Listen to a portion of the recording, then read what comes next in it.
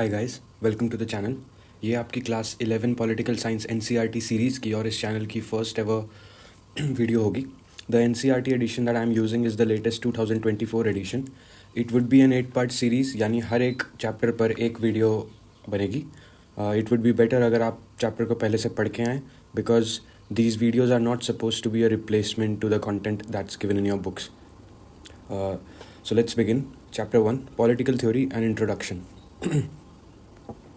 Okay सबसे पहले हमें समझना होगा ह्यूमन बींग्स को बाकी स्पीशीज़ से क्या अलग बनाता है। What is unique about them, what is distinct about human beings. सबसे पहले रीज़न।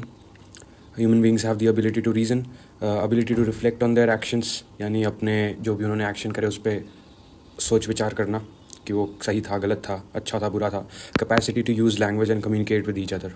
ठीक है, ये सिर्फ ह्यूमन बींग्स, इनको अलग से ह्यूमन बींग्स बाकी स्पीशीज़ से अलग करता है। अच्छा, एक और चीज़ अगर आपसे पूछ ली गई twin aspects of human nature, तो आपको ये लिखना है reason and ability to reflect on their actions, twin aspects of human nature.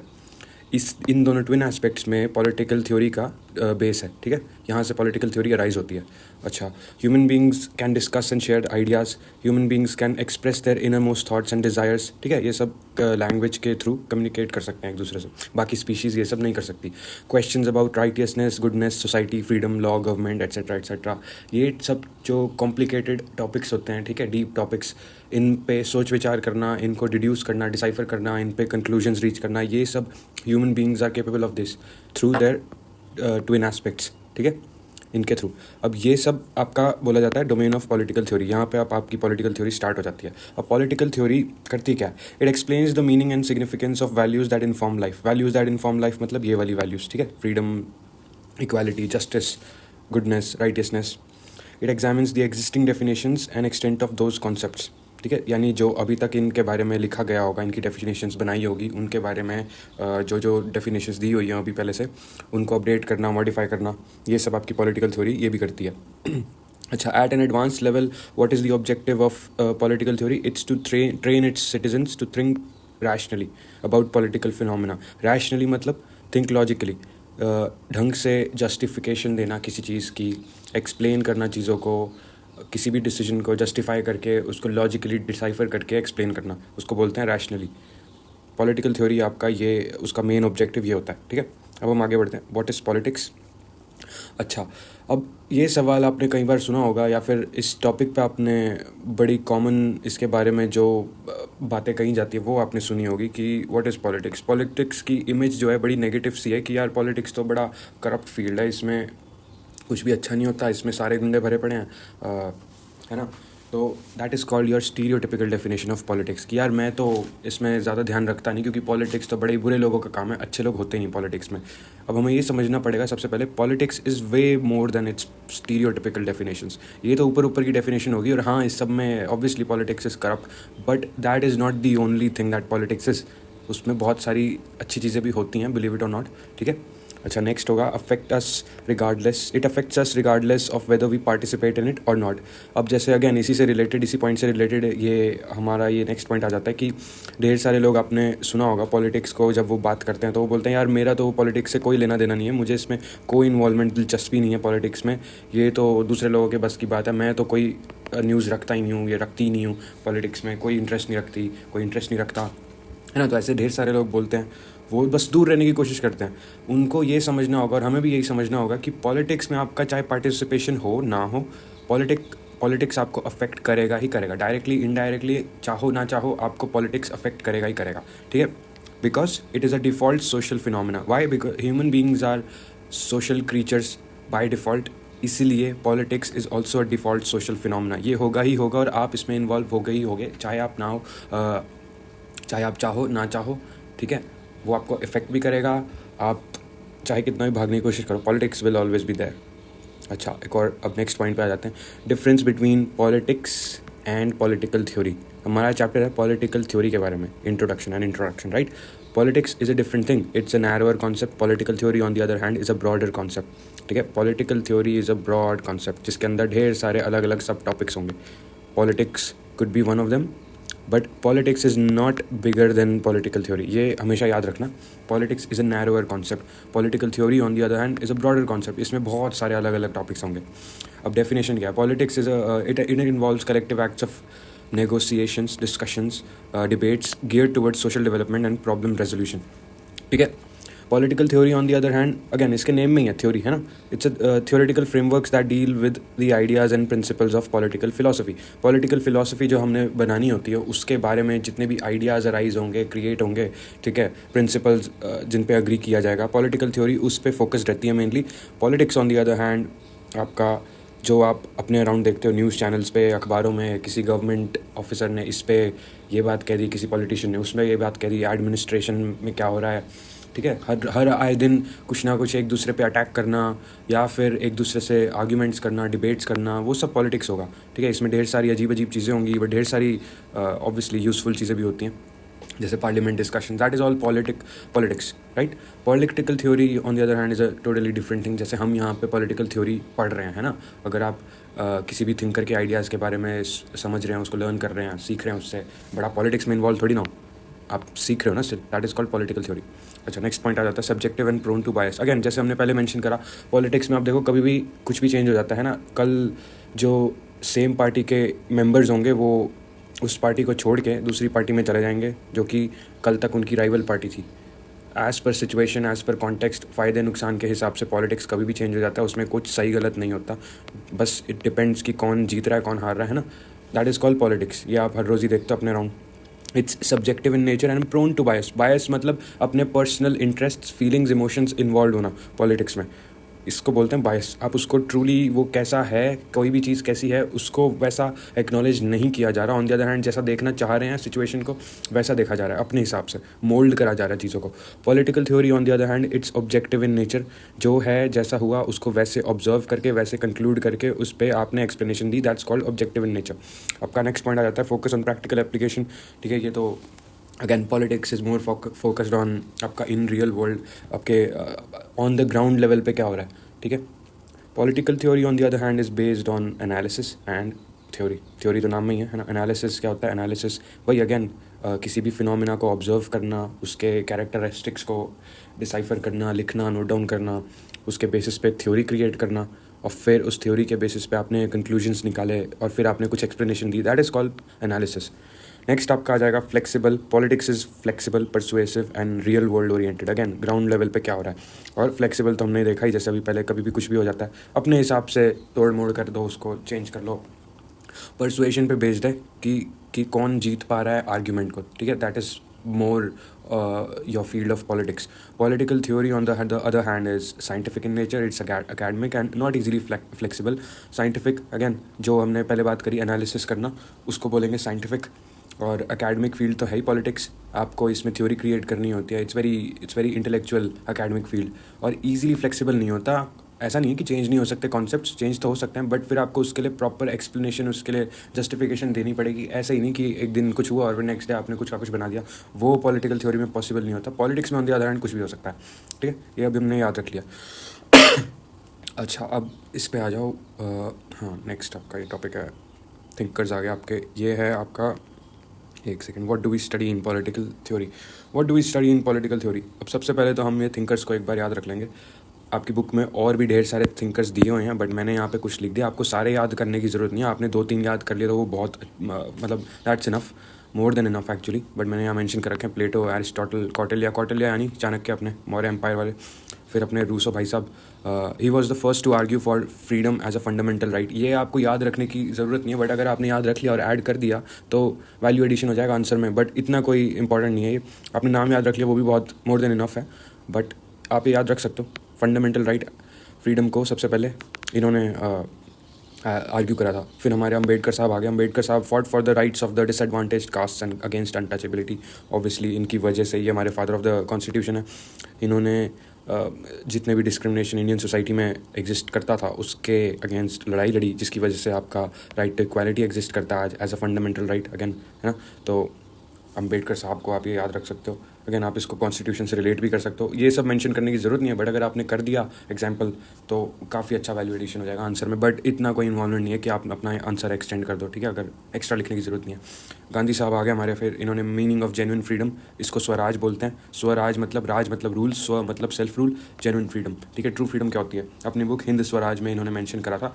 अब इनके कुछ प्रिंसिपल्स होते हैं गांधीयन प्रिंसिपल्स, जो कि आपके डायरेक्टिव प्रिंसिपल्स में, डायरेक्टिव प्रिंसिपल्स आपके कॉन्स्टिट्यूशन में एडेड है। तो अगेन ये इतना इंपॉर्टेंट नहीं है, आप सिर्फ यहाँ तक याद रख लो, थिंकर के नाम याद रख लो, अम्बेडकर, रूसो, गांधी, ये आपने नाम याद रख ली, काफ़ी होगा। आपने अगर ऐड करना ही है किसी के बारे में तो आप अम्बेडकर सर के बारे में ये एक्स्ट्रा लाइन ऐड कर सकते हैं। बाकी अगर याद रहा किसी के बारे में और अगर पूछा गया क्वेश्चन में तो आप कर सकते हो mention, otherwise you can move on. Okay, relevancy of political theory. अब हमने ये तो समझ लिया कि पॉलिटिकल थ्योरी में हम करते क्या हैं, बट अब सवाल ये आ जाता है कि यार इक्वालिटी, आपका फ्रीडम, ठीक है, जस्टिस, ये सब टाइप के जो आपके कॉन्सेप्ट्स हैं अब ऑलरेडी एग्जिस्ट तो करते हैं, why do we need to study them again? जब आ गया पहले से, उन पे आपने रूल्स बना दिया, आपने प्रिंसिपल्स बना दिए, तो अब वापस और आगे उन पे पढ़ने की क्या ज़रूरत है? अब उसको हम यहाँ पे स्टडी करेंगे, ठीक है। Why do we need why is political theory still relevant, it will always stay relevant. Why it will always stay relevant? Why? Because first आपका पॉइंट आ जाता है ये वाला, multi dimensional nature of issues and political theory concepts. अब इसका क्या मतलब हुआ? पॉलिटिकल थ्योरी के कॉन्सेप्ट्स जैसे हमने अभी मेंशन करा, जस्टिस, इक्वालिटी, फ्रीडम, है ना, ये सब जो कॉन्सेप्ट्स हैं ये यूनी डायमेंशनल नहीं है। यूनी डायमेंशनल मतलब एक ही तरह का उनका इंटरप्रिटेशन कह लो, दे हैव मल्टीपल पर्सपेक्टिव्स, जिसकी वजह से उनका नेचर जो होगा वो मल्टी डायमेंशनल कहलाया जाएगा।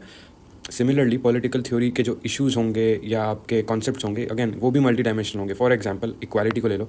अब इक्वालिटी पॉलिटिकल स्फेयर में तो एग्जिस्ट करती है, बट क्या सोशल स्फेयर में और इकोनॉमिक स्फेयर में वो एग्जिस्ट करती है? नहीं करती है। आप अपने आसपास प्रैक्टिकली देख के इतना तो है ना कंक्लूड कर ही सकते हो कि equality doesn't exist in real life, even though in constitution it's mention that everybody is equal. But आप अपने आसपास देखो, कुछ लोग बहुत ज़्यादा अमीर है, कुछ लोग बहुत ज़्यादा गरीब हैं। अब ऐसा क्यों होता है? ये ढेर सारी इनइक्वालिटी की वजह से होता है, उसको बोलेंगे इकोनॉमिक इनइक्वालिटी।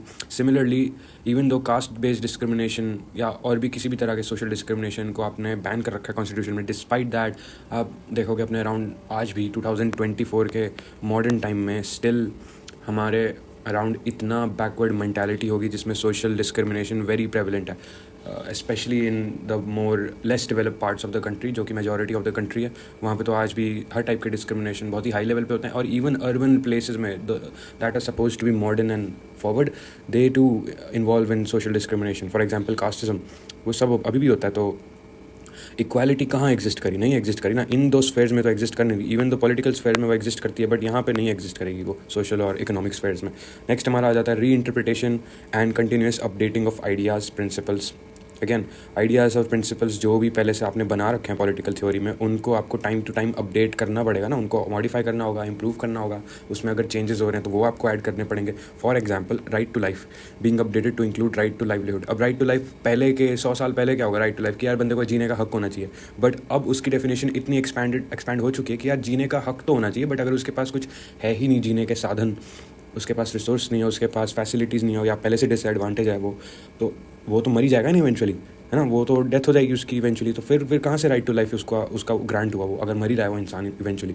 तो इसलिए राइट टू लाइवलीहुड भी होना चाहिए, उसके पास काम उसके पास होना चाहिए, ताकि वो पैसे कमा सके और फिर अपने आप के लिए एक डिग्निफाइड एग्जिस्टेंस मटीरियलाइज कर सके वो। तो राइट टू लाइफ ने आपने उसको अपडेट कर लिया, उसको री इंटरप्रेट कर लिया, उसमें अपडेट ला के आपने क्या कर दिया? राइट टू लाइवलीहुड उसमें आपने ऐड कर दिया। ओके, थर्ड हमारा पॉइंट है discovering new concepts and new dimensions of pre existing concept. अब इससे कंफ्यूज नहीं करना आपको, थोड़े सिमिलर से साउंड करेंगे बट ये अलग है। थर्ड पॉइंट है ये आपका। तो अपने on the way time pass हो रहा है, आप पॉलिटिकल थ्योरी पढ़ रहे हो, अब विद टाइम न्यू कॉन्सेप्ट्स आ गए, फिर आपको उनको भी तो ऐड करना होगा ना, जो पहले से एग्जिस्ट करता है, और जो पहले से एग्जिस्ट कर रहे थे कॉन्सेप्ट उनमें आपको चेंजेस लाने होंगे। तो इसे बोलते हैं आपका ये वाला point, discovering new concepts and new dimensions of pre existing concepts. Third point है आपका, for example what should be the extent of government control over our privacy in the new circumstances of internet freedom and rise of AI। अब internet freedom, rise of AI, ये सब type के concepts पहले तो exist करते नहीं थे, आज से 50 साल पहले। तो उस टाइम पे आप आप ये वाले इनके बारे में सोच ही नहीं सकते थे, तो पॉलिटिकल थ्योरी में कैसे ऐड होगा? बट अब एग्जिस्ट करते हैं तो इंटरनेट फ्रीडम आपकी कितनी होनी चाहिए, उस पर डिबेट होगा। तो फिर गवर्नमेंट कंट्रोल आपका कितना होना चाहिए, उस पर भी होगा। For example, government control on one hand threatening लगेगा, but on the other hand आप देखो इंटरनेट पे कोई भी कुछ भी बोल के जा रहा है, और सपोज करो वो हेट स्पीच की वजह से दंगे फैला रहा है या कुछ भी सोसाइटी में प्रॉब्लम्स क्रिएट कर रहा है, फिर आप चाहोगे कि गवर्नमेंट का कंट्रोल इतना इंटरनेट पे होना चाहिए जिससे वो जो भी ऐसे एंटी सोशल एलिमेंट्स हैं जो केओस क्रिएट कर रहे हैं यूजिंग इंटरनेट एनोनिमिटी, उनको पकड़ा जाए, है ना? तब आप गवर्नमेंट कंट्रोल को एनकरेज कर रहे हो। But on the other hand अगर आप उसको एनकरेज कर रहे हो तो फिर आप बेसिकली ये कह रहे हो कि गवर्नमेंट को अलाउ होना चाहिए आपकी पूरी लाइफ पे स्पाई करने के लिए। आपके फ़ोन से वो सुन सकते हैं, आपके घर में टैप कर सकते हैं, कुछ भी कर सकते हैं। तो ये डिबेट हो जाएगा। On one hand it seems correct, on the other hand it seems wrong. इसके जो टेंशन होएगी, इसके, है ना, दो अलग अलग व्यूज़, अपोजिंग व्यूज़ जो होंगे, उससे जो कंक्लूजन निकलेगा उसको आप कॉन्सेप्ट्स बना के ऐड करोगे अपनी पॉलिटिकल थ्योरी में। Again A I is another example. A I अब एग्जिस्ट करता है तो अब आपको न्यू डिस्कशंस होंगे आपके गवर्नमेंट कंट्रोल पे कैसा होना चाहिए, क्योंकि ये न्यू कॉन्सेप्ट है ए आई वाला। तो अगेन अच्छा न्यू, अब हम इसमें आगे नेक्स्ट उसमें putting political theory to practice. अब putting political theory to practice में क्या आ जाता है कि आपके अभी तक हमने स्टडी करा, अभी हमने बड़ा सिंपलिस्टिक वे में जितने भी कॉन्सेप्ट्स हैं उनको, इक्वालिटी, फ्रीडम, आपके जो भी हैं, ये सब कॉन्सेप्ट्स बड़े सिंपलिस्टिक डेफिनेशंस में हमने उनको ज्यूम करके चला है। बट अगर आप पॉलिटिकल थ्योरी डीप में पढ़ोगे तो इन सब कॉन्सेप्ट्स की जो भी डेफिनेशंस है वो बहुत अलग अलग टाइप की हो सकती हैं, बिकॉज वाई मल्टीपल डेफिनेशंस हो सकती हैं इन सब सेम कॉन्सेप्ट्स की, equality, freedom, justice. Why does that happen? Because these concepts are based on human relationships. ठीक है, ह्यूमन रिलेशनशिप्स, ह्यूमंस की हर एक ह्यूमन अलग होता है। Humans are diverse, humans have opinions करते हैं डिफर एक दूसरे से। ओपिनियन का मतलब ही होता है ना कि वो जो दूसरे से व्यू से अलग हो, दैट इज़ कॉल्ड ओपिनियन। वो कोई objective, not necessary, it doesn't have to be objective, वो कुछ भी हो सकता है।